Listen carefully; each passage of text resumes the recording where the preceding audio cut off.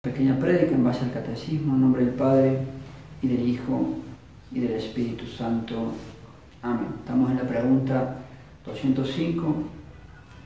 ¿Cómo debe portarse todo católico respecto al Papa?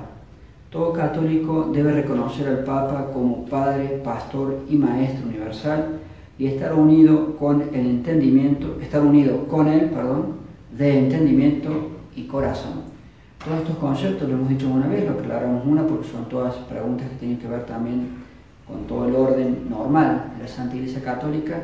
Hoy en día los católicos, ya lo hemos explicado, nos encontramos frente a una situación totalmente anormal con toda esta modernización que sufrimos con la excusa y con motivo del Concilio Vaticano II, y frente a herejías y la enseñanza no de una persona cualquiera, sino de los santos y los más grandes teólogos, los santos que inclusive han sido declarados doctores de la Iglesia, como un San Alfonso, lo hemos dicho, un San Antonino, en el caso de ser santo, un San Roberto Belarmino, que también es doctor de la Iglesia.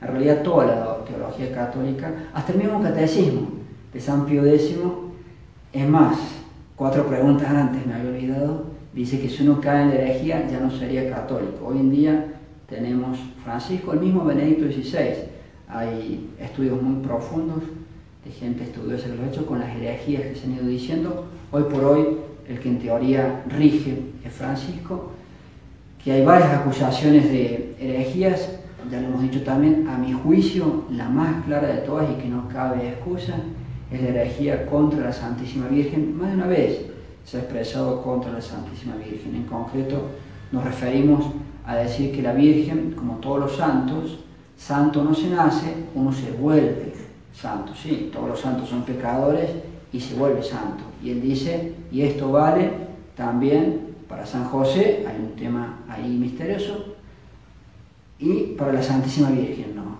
Eso es una herejía de primerísimo nivel, ya lo dijimos, lo repetimos. La Santísima Virgen nunca tuvo que volverse santa. La Santísima Virgen no solo nació santa, sino que desde antes de nacer, en la sola concepción, ya tenía la santidad, la plenitud de gracia en la Inmaculada Concepción. El dogma de la Inmaculada Concepción es el martes, implica la santidad de María. La Santísima Virgen, a diferencia de todos los santos, nunca se tuvo que volver santa, siempre lo fue. Entonces es una herejía que va contra el dogma de la Inmaculada Concepción, otras verdades de nuestra religión católica, y allí entra la enseñanza de toda la teología católica en realidad, y en particular de los santos y los doctores, que dicen que si alguien, sea un simple feligrés, un simple sacerdote, un obispo o hasta el mismo papa, cualquier católico que caiga en la herejía, deja de estar en la Iglesia Católica. El mismo Papa San Pío X, en su catecismo, uno ya no sería católico si cae en la herejía, por lo tanto no puede ser autoridad. Entonces, todas estas preguntas están suponiendo un Papa que sea verdaderamente tal. Hoy nos encontramos ante el fenómeno, usemos esa palabra, el fenómeno Francisco, y todos los papas, entre comillas, modernos, que han fomentado la excusa de la modernización con el Concilio Vaticano II. Entonces, obviamente que debe ser así, pero con un papa que sea tal, Siguiente pregunta, 206. ¿Quiénes son por institución divina los personajes más venerados de la Iglesia después del Papa? Los personajes más venerados de la Iglesia después del Papa son, por institución divina, los obispos. La existencia de obispos en la Santa Iglesia Católica es de institución divina. El Dios mismo ha querido que haya obispos. ¿Quiénes son los obispos? Los obispos son los pastores de los fieles puestos por el Espíritu Santo para gobernar la Iglesia de Dios en las sedes que se les han encomendado con dependencia del romano pontífice. Fíjense que a Monseñor Lefebvre, el fundador de mi congregación madre, a quien venero, a él se le echaba en cara de que él hacía cosas, era obispo sin duda, pero a él le echaban en cara que hacía cosas sin estar en esa dependencia con el romano pontífice.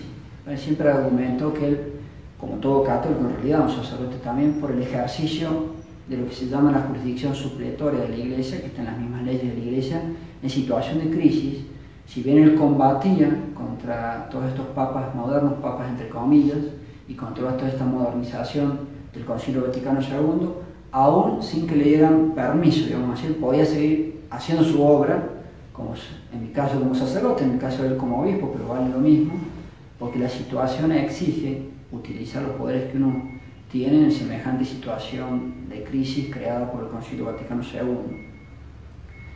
Y todo sacerdote que sea verdaderamente tal, que sea católico, debe seguir haciendo su labor, más que nunca podemos decir en las épocas de crisis y con total legitimidad a través de lo que las mismas leyes de la Iglesia Católica llaman la jurisdicción extraordinaria, es decir, para situaciones de crisis, para situaciones anormales, que sin duda es lo que estamos los católicos hoy con todo este cambio absoluto que nos hicieron en nuestra religión, falsificándola con la excusa de modernizarla.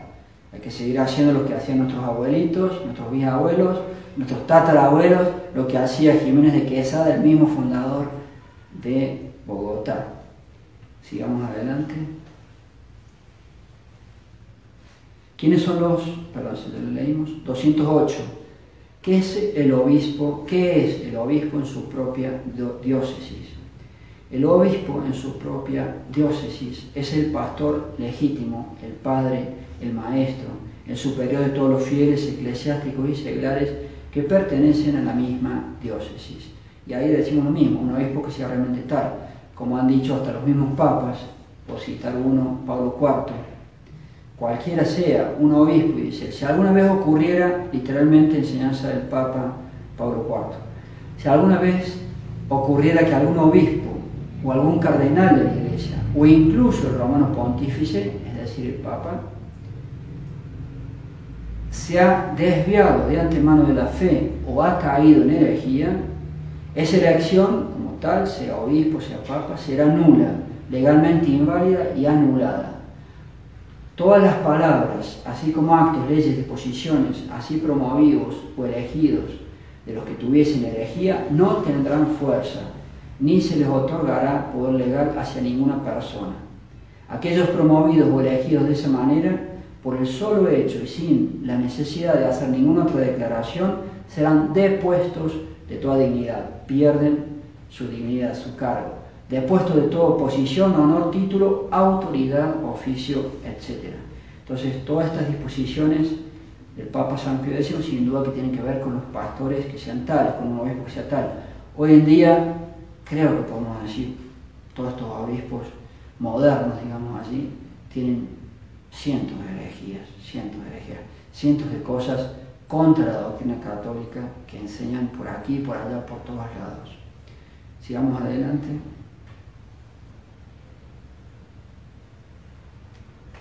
¿Por qué llamamos al obispo pastor legítimo? Llamamos al obispo pastor legítimo porque la jurisdicción, esto es, el poder que tiene para gobernar a los fieles de la propia diócesis, se le ha conferido según las normas y leyes de la Iglesia. Y ayer argumentábamos sobre Lefebvre, fundador de mi congregación madre, la Fraternidad San Pío X, las mismas normas y leyes de la Iglesia, la teología en realidad, argumentan para las situaciones de crisis poder seguir utilizando los poderes, en el caso de él como obispo, en el caso mío como simple sacerdote, bajo el título de la jurisdicción supletoria o extraordinaria, lo que decíamos recién. ¿De quiénes son sucesores el Papa y los obispos? El Papa es sucesor de San Pedro, príncipe de los apóstoles, y los obispos son sucesores de los apóstoles en lo que mira al gobierno ordinario de la Iglesia. ¿Debe el fiel estar unido a su propio obispo? Sí, todo fiel, eclesiástico o seglar, debe estar unido de entendimiento y de corazón a su propio obispo, en gracia y comunión con la sede apostólica. Volvemos a decir lo mismo, un obispo que sea realmente tal, no un obispo que haya caído en la herejía, que esté inmerso en todo este problema del Concilio Vaticano II, etc. 212. ¿Cómo debe portarse todo fiel con su propio obispo? Todo fiel eclesiástico seglar debe reverenciar, amar y honrar a su obispo y prestarle obediencia en todo lo que se refiere a la cura de almas y al gobierno espiritual de la diócesis. Lo mismo que decíamos recién, con la salvedad de recién. 213. ¿De quién se ayuda el obispo en la cura de almas? El obispo en la cura de almas se ayuda de los sacerdotes y principalmente de los párrocos. ¿Quién es el párroco? El párroco es un sacerdote designado para presidir y dirigir con dependencia del obispo una parte de la diócesis que se llama parroquia. ¿Cuáles son los deberes de los fieles con su párroco? Los fieles deben estar unidos con su párroco, escucharle con docilidad y profesarle respeto y sumisión en todo lo que atañe al régimen de la parroquia, o el que hace las veces de párroco. Nosotros, en el cuidado de esta pequeñísima capilla, nuestros fieles hacemos las veces de, no que seamos designados como párrocos, pero sí hacemos las veces de. De hecho, los estudios de teología hablan de una cuasi parroquia, en la vida cuasi parroquial, de bautismos, primeras comuniones, matrimonios, confirmaciones cuando viene el obispo, etcétera, etcétera. Dejamos allí, Dios mediante, continuaremos en las otras misas. Ave María Purísima. Sin pecado concebida, María En nombre del Santísima. Padre, y del Hijo y del Espíritu Santo.